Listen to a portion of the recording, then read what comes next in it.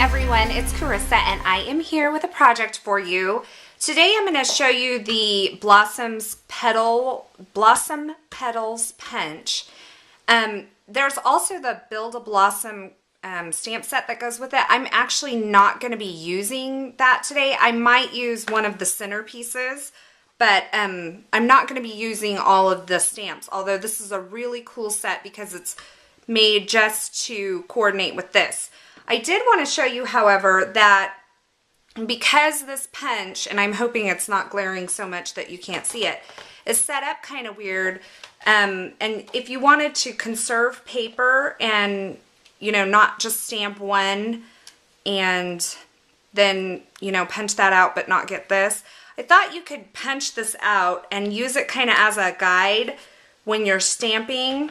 So if you wanted to stamp this here and then you would fit them in there, I hope you're understanding what I'm saying, but stamp them within that, and that way when you punch, you have it, you can get all of them in one punch rather than stamp, punch, for each of the different sizes. So just a thought, if one of you, I haven't tried it yet, but if one of you try it, let me know if it works. I have a white textured card base here, and I am going to be using Going Gray ink. Now, I realize that this is discontinued by Stampin' Up, but my color scheme is kind of monochromatic, and it's just going to have these splashes of green, so it's white, black, and then just the splashes of Wild Wasabi. And so I didn't want a black background stamp, but I wanted something in that family. So you could use the basic gray and stamp off once, and it will probably give you the same effect. So this is just the French script background stamp, and I'm inking it up here.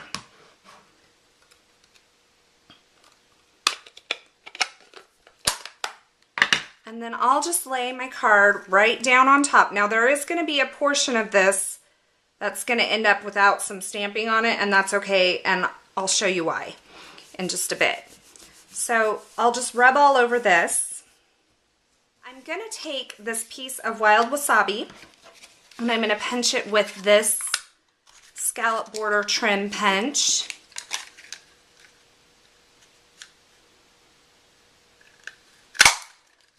Okay, so here's my piece of Wild Wasabi punched, and it started out as a 1x5, and I may even trim it down a little more because I just want a very little piece of that showing.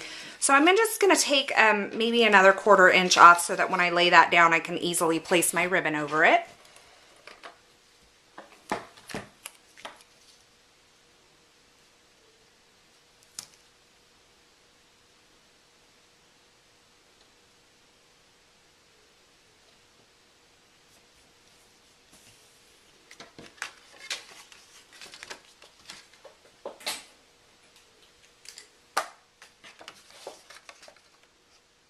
Okay, so now what I want to do is I want this ribbon to go down, and then we'll tie it down here, but because it's running along the edge where my seam in my card is, I'm just going to take my razor and right along the seam here, if I can see it, I am going to cut a slit in the seam of the card.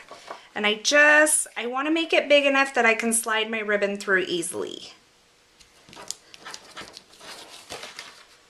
So there, let's see a little bit more. Now, you see that slit there? That's where I'm going to slide my ribbon through. So let's see if I made it big enough.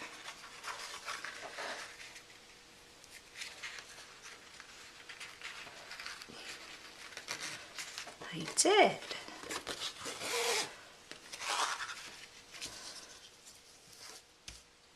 Okay, and I may go back and trim this up later, but right now I'm just going to leave it in case I want to adjust or whatever. And then I can slide this up just a bit, I think. Okay, so that's basically my card base. And that's pretty much all I'm going to do, except for this ribbon's driving me crazy. So I bet I go back and fix that. But the next thing I'm going to do is start building my flower to go on here. And it's not, I mean, this is not a difficult process. I'm bringing in the white paper again. And I'm just going to punch this 5 times. Now, I'm going to use all but the tiniest, this one. So I'm going to use these 3 petals from every punch. Okay, so I have my petals done. Now for each of these, what I'm going to do is I'm just going to take and use my finger. Now you could use anything that's round to do this. You could even use like the end of a pencil or whatever. I'm just going to give it some curl so that it has a little dimension. Now you can curl it and flatten it out later, so don't be afraid to put too much curl in it. Once you get it on the card, you can kind of flatten it out if you need to, but I'm just kind of running it over. This is my blade that I just used, but like I said, you could use your finger to do this. You don't have to have any special tool. So I'm going to do that to all of these petals. So I have all my petals curled here, and then it's just a matter of starting to really put this together. And I honestly am not sure the best way. This is the way I'm doing it. I'm kind of taking one petal and the back side I'm leaving blank, and then the rest of them I'm just putting a little bit of adhesive. Now I'm going to cover the middle at the end, so I'm not really concerned about adhesive showing, and you can maybe use glue dots, but this is just the way that I'm doing it. So I'm just going to kind of layer these. Now I am going to put the other ones on top too, so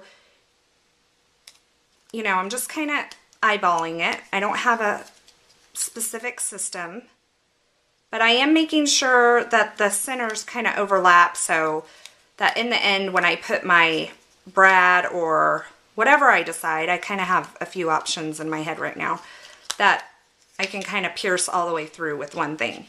So you kind of see how that is, and then I'm going to do the same thing with these little guys here.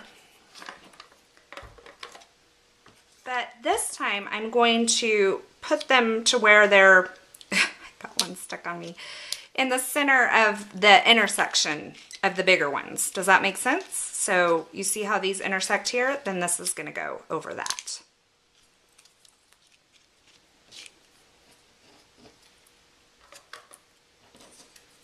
Okay, so there's my card, there's my flower, and I realize that it's all white, and that's intentional for me because I'm kind of making this a wedding card, so it's really going to be, like I said, a monochrome effect.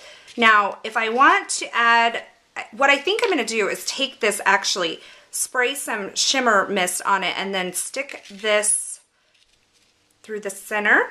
This is an antique brad. So I'm going to go ahead and spray that with the shimmer spray, and I'll be right back. Okay, so that's sprayed with the shimmer spray, and you can see it's still wet. I just sprayed it. So, and then if I'm thinking I want it to have just a slight bit more contrast. I'm going to take just a little bit of Going Gray here, and I'm just going to run it around the edges very lightly.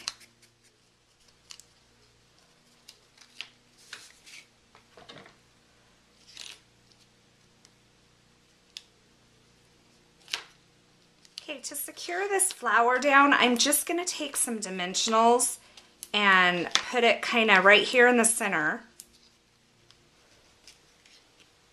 For my final step, I'm going to use this Best Wishes stamp. It's from the Vintage Labels stamp set from last year's celebration. I just wanted a simple sentiment, nothing overdone. And then I'm going to use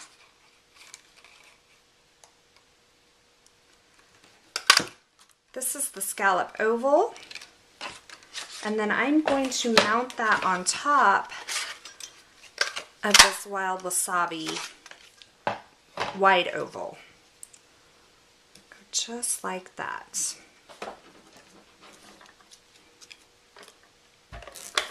And then finally, I'm just going to put it on the front of my card with some dimensionals. Okay. So there is my white wedding card. I realize it's a really monochromatic card, but that was really my vision when I started this card, was to have it really kind of white on white on white on white with lots of just little splashes of color. So remember, you can take this card, the same design, and you can change the colors, and it really changes the feel of the whole entire card. So I hope you were inspired today. I hope you have a wonderful day, and I thank you for watching.